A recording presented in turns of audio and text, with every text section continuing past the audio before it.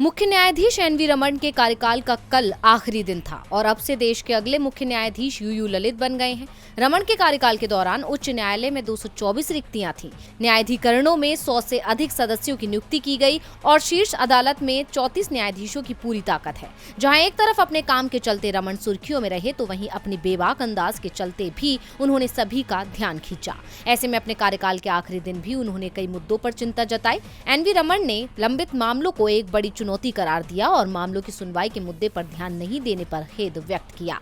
मुख्य न्यायाधीश ने कहा कि संबंधित लोगों ने मॉड्यूल विकसित करने का प्रयास किया। हालांकि सुरक्षा मुद्दों और अनुकूलता के कारण बहुत प्रगति नहीं हुई और इस मुद्दे को हल करने के लिए आधुनिक तकनीक का इस्तेमाल करने की जरूरत है।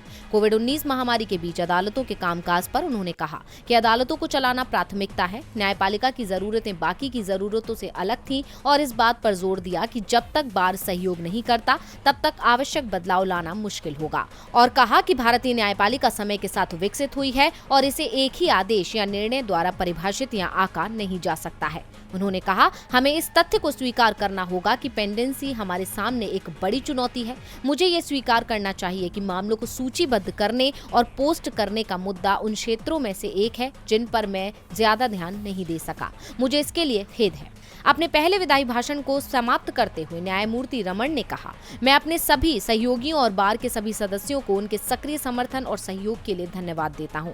मैं निश्चित रूप से आप सभी को याद करूंगा।